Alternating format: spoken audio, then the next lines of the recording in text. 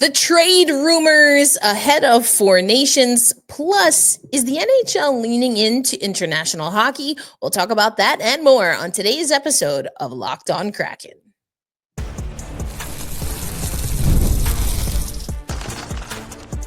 You are Locked On Kraken, your daily podcast on the Seattle Kraken, part of the Locked On Podcast Network, your team every day.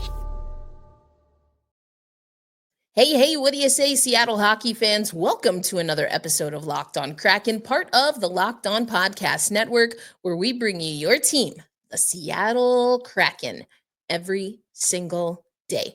Erica L. Ayala here, your host of Locked On Kraken. Want to let you know, today's episode of Locked On Kraken is going to be a little bit of everything. We're going to talk some AHL hockey towards the end. We're going to talk Four Nations. But first, we have to get into some trade rumors. Now, if you are an everydayer, if you are an OGer, or honestly just tap in occasionally, you know that the Seattle Kraken have been part of trade rumors for quite some time. However, there's a new name that's been added to the list of murmurings that I want to discuss. And I read this in the Hockey News, but there are reports that franchise leader in goals and points could be made available by the deadline. Yes, that is the one and only Jared McCann. Now, for those on social media, Jacob Stoller reported this, also talking about perhaps that the Winnipeg Jets could be a good landing place for McCann, who he calls, quote, versatile, is a versatile scoring forward that can kill penalties and play center, spelled the Canadian way, if needed. The 28-year-old carries a $5 million AAV until the end of 26-27. And again, would make a lot of sense for the NHL Jets. Now, Jared McCann has not been someone that we've talked about with the trade rumors. More trade rumors have included Yanni Gourde and Brandon Tanev. Once again, the Toronto Maple Leafs are a part of the equation there.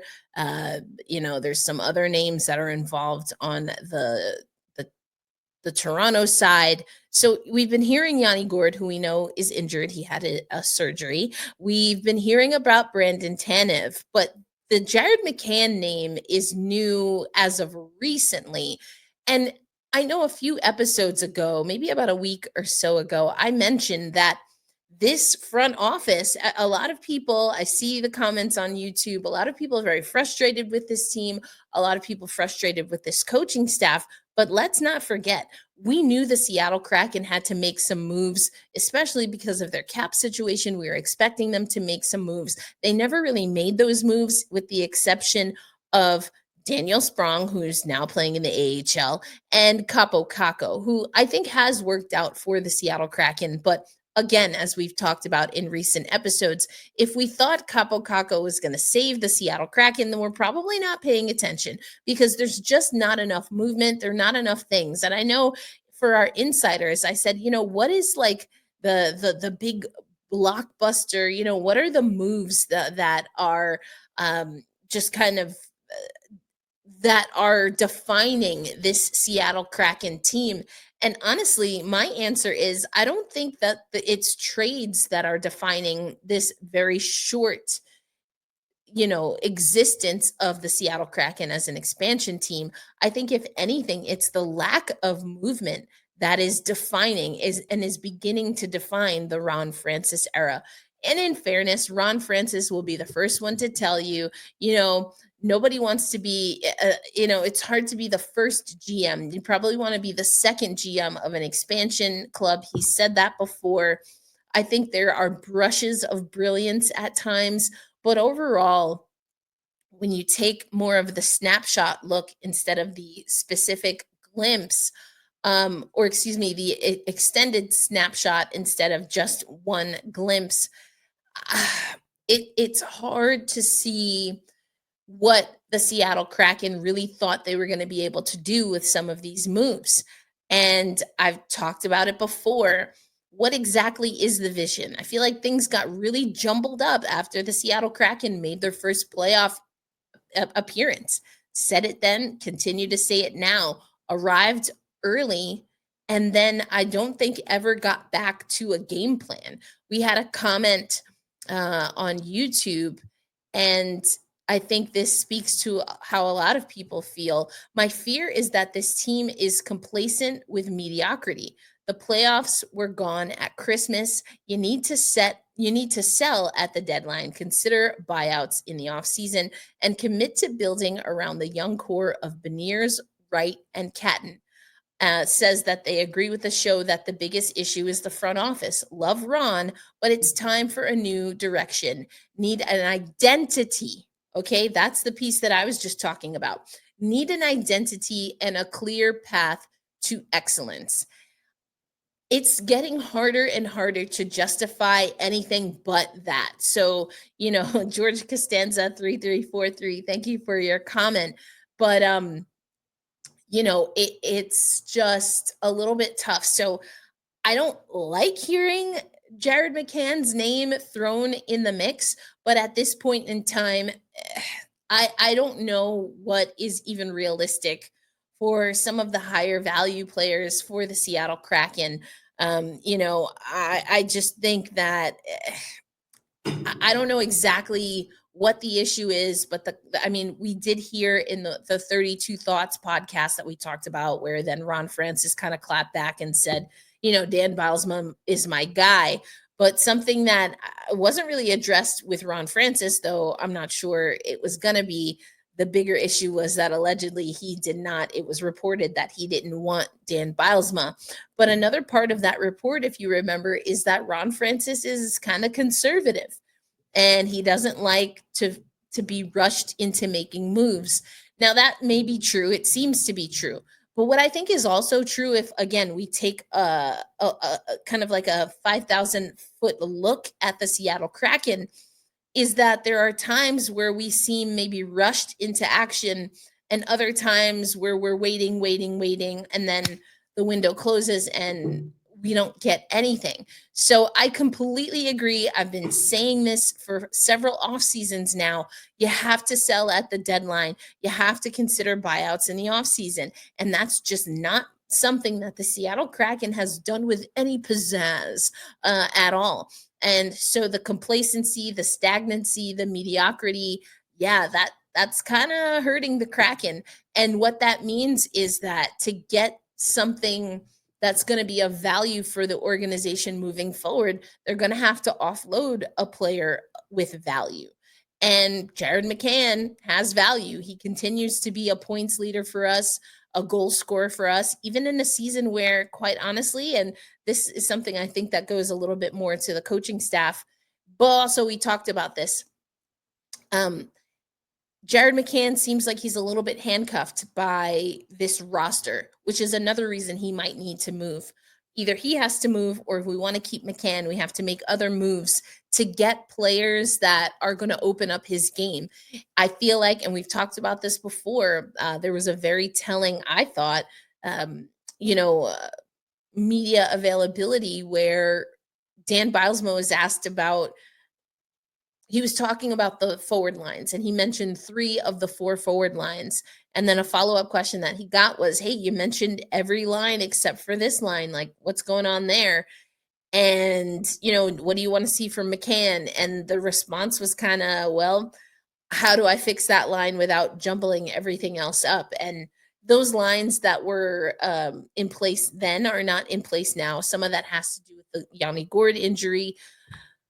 But we've seen a little bit more from Burakovsky. We've seen a little bit more from Chandler Stevenson. I like how Wright is playing. We like how Matty Beniers is playing. And it's not that McCann's playing terribly, but he's not. I just think he's getting a little lost in the sauce here. So it might not be what you want to hear, Kraken fans, but it might be necessary. Now, what we'll get back for Jared McCann, that's going to be very curious, because I feel like there's still a lot of needs for this Seattle hockey team. And can you get enough value or enough assets to turn into the right value? Because, I mean, Jared McCann has value. You should be able to get value for Jared McCann, but is it the right mix of player and or assets for the Seattle Kraken? But then what does that mean if, again, the front office is kind of twiddling their thumbs, or so it feels. So those are just some of the trade rumors. I'm sure there will be more. I actually joined the NHL squad show and talked a little bit about this, including, do we think that there will be some trades that happen during Four Nations? Could be really interesting. But coming up next on Locked On Kraken, let's talk a little bit about Four Nations, but in respect to, is the NHL making an international hockey play? And what does that mean, especially for players who have their hopes on one day being Olympians? We'll talk about that and more on today's episode of Locked On Kraken.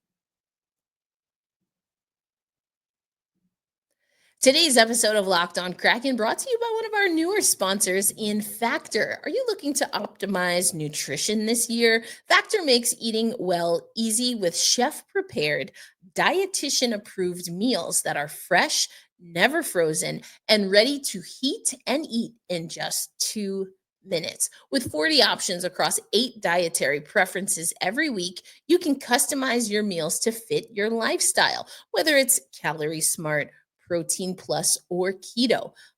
In addition, Factor even offers wholesome smoothies, breakfast, and grab and go snacks to keep you fueled all day long.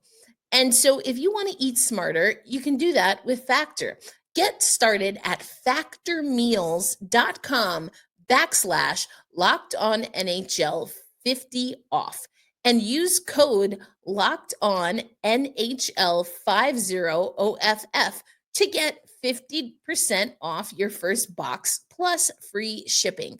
That's code locked on NHL. That's code locked on NHL 50 OFF at factormeals.com/locked on NHL 50 off to get 50% off plus free shipping on your first box.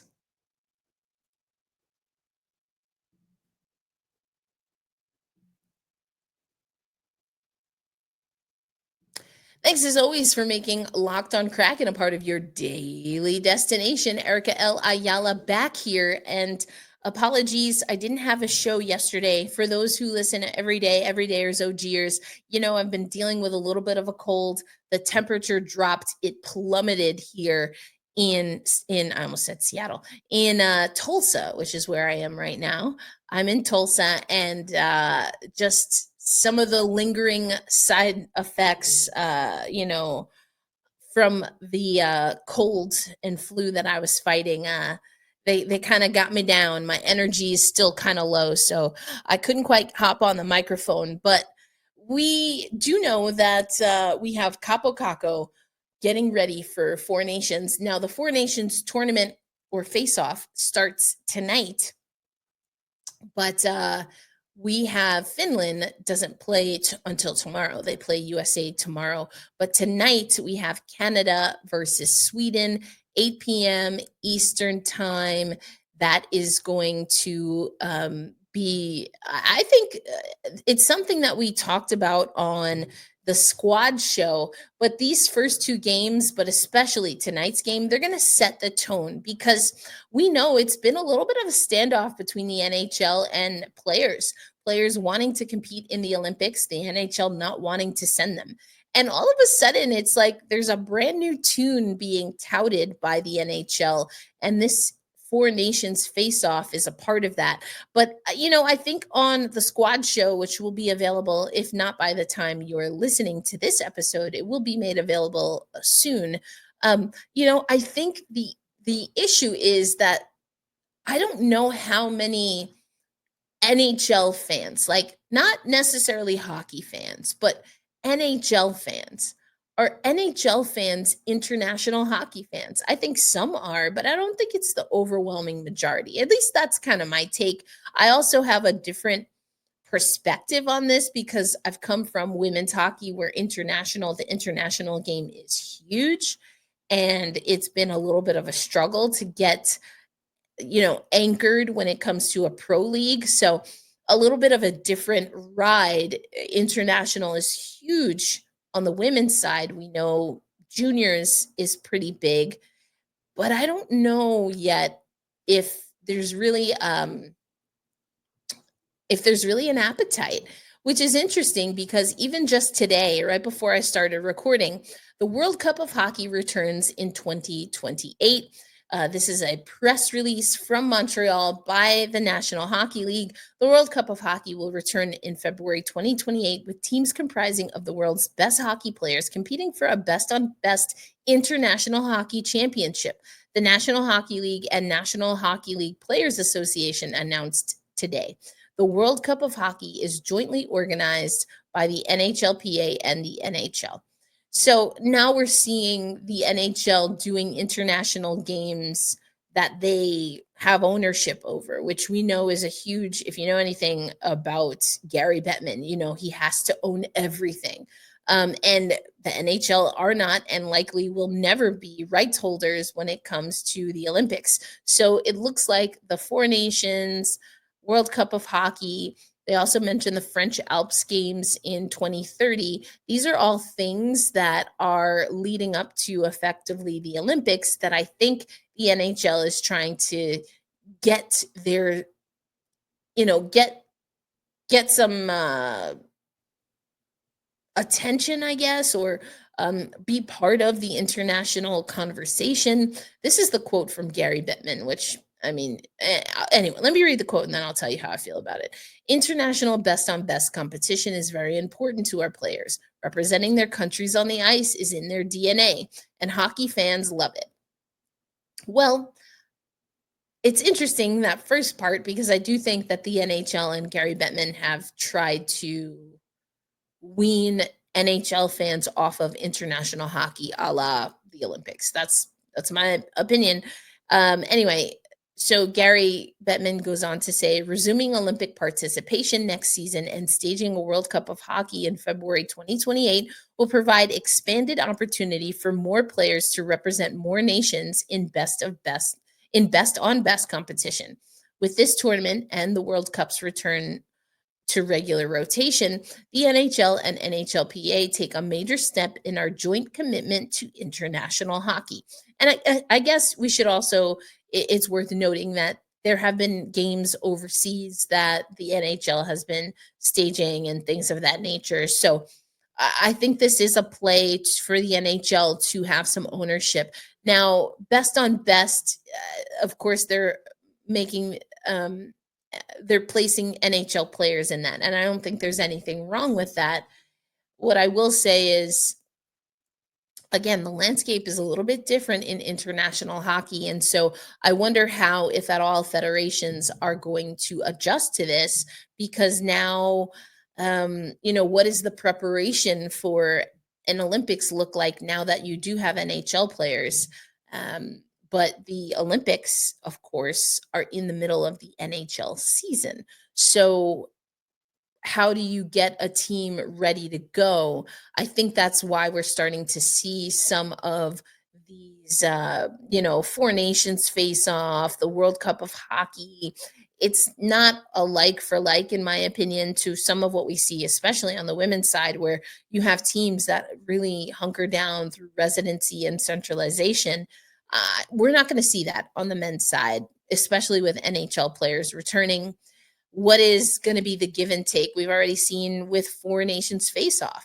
Some players didn't play in the last handful of NHL games, and they're playing in Four Nations. You have a player like Sidney Crosby who's been injured and was kind of on the fence as to whether he was going to play in Four Nations, and did. And then you have other players who have been injured who were named to a roster who are not competing. So what is the expectation here? I spoke about it for CBS. I'll be on CBS Sports HQ again on Friday. We have the squad show. And of course, we have Locked On Kraken, where I will keep you updated.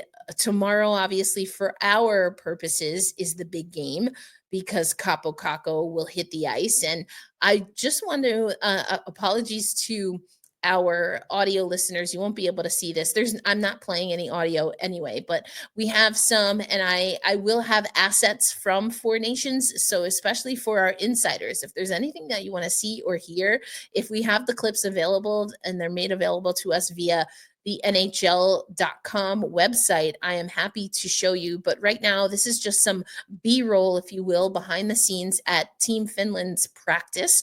We have this for all four teams, but Capo Caco seems to be on the ice a lot with Sebastian Aho. So something I'll be keeping an eye on. Where does Capo Caco fit in? We had that conversation with him where he kind of, I don't know if it was maybe somewhat jokingly, but also just was kind of transparent, saying he didn't feel that his play early in the season necessarily warranted being in a best on best tournament, but also saying, hey, I don't know if there were many options to fill out a complete roster for Team Finland.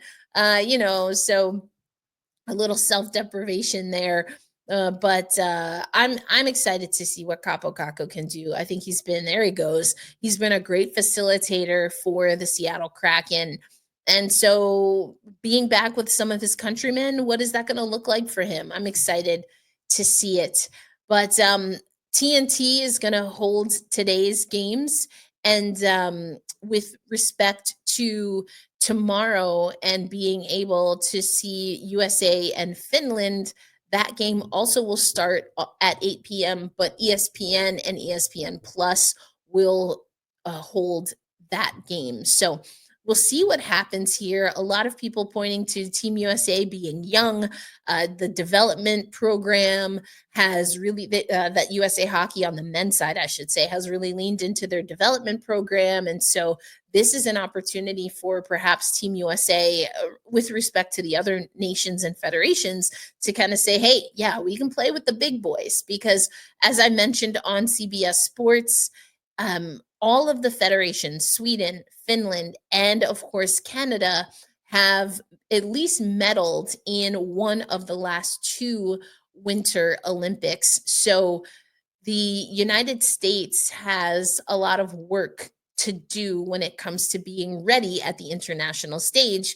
And it goes back to kind of what I said at the top of the show, the appetite for the Olympics, not World Juniors, but the Olympics, very different for NHL players, and maybe or NHL fans, and maybe I should be even more specific in saying for US based NHL fans or people who might have a rooting interest in the United States by birthright citizenship, although, well, that's for another podcast. Anyway, I think that it's going to be interesting to see how things play out in Four Nations. And again, I'm going to be keeping an eye on all the games. I have been accredited for the next Olympics, so I'm going to be scouting these teams, seeing who, and keeping a finger on the pulse on who has a chance to make the Olympic team.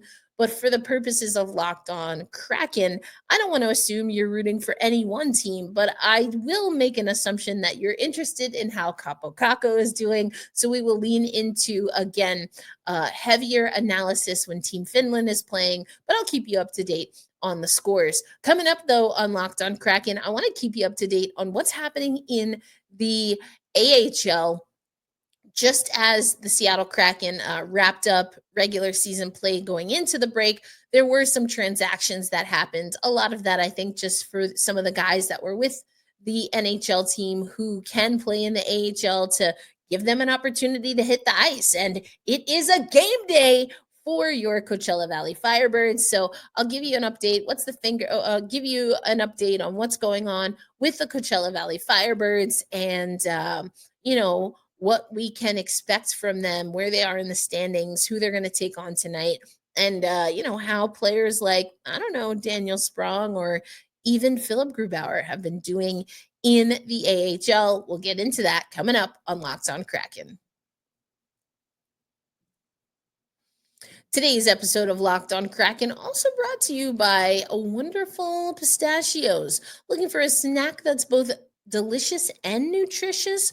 crack into a good source of protein with Wonderful Pistachios. Wonderful Pistachios is one of the highest protein nuts. Each 1 ounce serving has 6 grams of protein, giving you over 10% of your daily value. Plus, they're packed with fiber and better for you unsaturated fats to help keep you feeling fuller longer. And there's so many reasons that you might want to chomp into some wonderful pistachios. It's a perfect grab and go snack, whether you're at your desk, on a road trip, or you just need a quick protein boost. You can have them as your go to snack. And if you love cracking open every shell for that satisfying crunch, the in shell options are a classic favorite. So get snacking and get cracking, Locked On Kraken fans, with the snack that packs a protein punch. Visit wonderfulpistachios.com to learn more.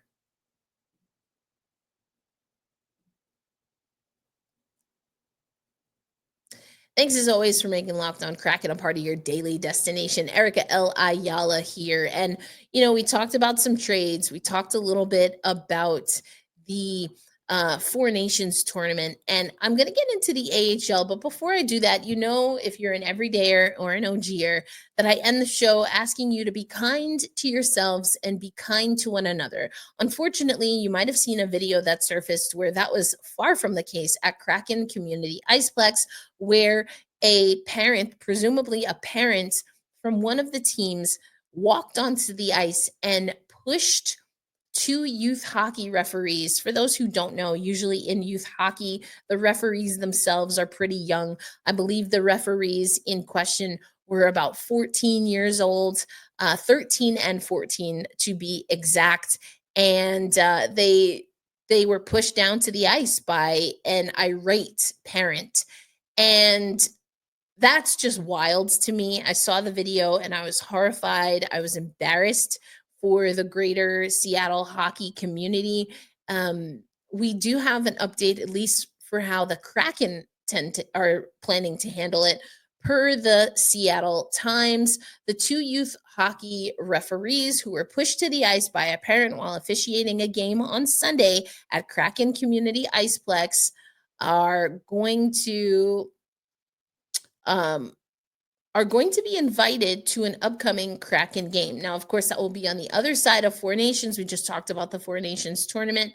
The Kraken said Tuesday there are no details in place yet, but they have extended an invitation. Listen, we as a community, we have to care for one another. And what happened on the ice was unacceptable. And I think what was a little bit surprising to me was that the only person on the ice to react and to defend the officials was one of the skaters. It looked like it was a skater on the opposite team of the parent, or with the parent's child. But that's a little wild to me also. Be kind to each other, and that means standing up for each other. There's no need for that. Listen, I'm known to get a little hot-headed in my playing days. And they're just certain things. You let the game play out on the ice. As fans, we can get heated. We can make up chants. We can even boo and cheer at certain points in time. But we don't belong on the ice. Let the game and let the players play. You can't do that. No matter how much you think, referees suck. Everyone kind of says that in sports. But there are people in those positions wearing those uniforms, and it's not that they are above criticism, but cruelty is something else, especially when you're presumably a grown person old enough to have a child skating in a youth hockey league. For you to do that in general, regardless of the age of the referees, but especially because the referees were young themselves, that's bullying of the most high. And I'm grateful to cover a hockey team that is going to take a stand when they see things happening, especially again at Kraken Community Iceplex. So I just wanted to give that update. But I said I wanted to talk about the AHL, your Coachella Valley Firebirds. We haven't talked a lot about the Firebirds, and I do apologize for that, because your Firebirds are third in the Pacific Division right now, behind the Calgary Wranglers. and the Colorado Eagles. Record for the Coachella Valley Firebirds, 25-15, 25 wins, 15 losses. A little bit of a slow start, but starting to get things together. They are on a 4-0 streak right now. So that you'll love to see that. The winning percentage, 609 for the Coachella Valley Firebirds. And Daniel Sprong has had some really great games for the AHL team. So that's awesome. I also love this. I'm going to show this for those watching on YouTube, because if you check out the Coachella Valley Firebirds website right now, you can see that at the top, number 7, Jordan Eberle. And it's not the Jordan Eberle picture from the Seattle Kraken. It looks like it's an old AHL photo of him. Look at baby Eberle. Oh my gosh, that's amazing. So I guess we have a little bit of information as far as what Jordan Eberle will be doing for his rehab process. So I love to, I love to see that. But also just take a look at, some of our top peak performers here. Oh my gosh, all these pop-ups. Thank you. When it comes to the Coachella Valley Firebirds, right now leading the Firebirds in points overall is Ben Myers. And he's got 34 points for the Coachella Valley Firebirds. I don't know why this screen grab is acting a little crazy. Hold on, anyway, I can read this to you. We don't have to share the screen. Here we go. I think I got it now. Ben Myers leading the charge for scorers for your Coachella Valley Firebirds, 34 points. Yanni Neiman with 30 points. And then, again, we see Edward Shala, I think, started off pretty solid, but he's got a little work to do. Daniel Sprong, though, 7 goals, 7 assists for 14 points when it comes to the Coachella Valley Firebirds. And then we can also take a look at Philip Grubauer. He's played in 2 games, 123 minutes, 56 saves for a 1.95 goals against average and a 9.33 save percentage. 2 games played, 2 wins. So the whole goal here for Philip Grubauer is for him to get his mojo back, right? And so hopefully that's what's happening. Your Coachella Valley Firebirds will take on the Henderson Silver Knights tonight. Henderson not doing so well in the Pacific Division, so at least on paper, this is a game that the Coachella Valley Firebirds should be able to win. But very curious to see in the coming days, especially what is going on with Philip Grubauer and Jordan Eberle, who has been added to the Coachella Valley roster. That's going to do it for today's episode of Locked On Kraken. I will remind you once again, be kind to yourself. Starts there.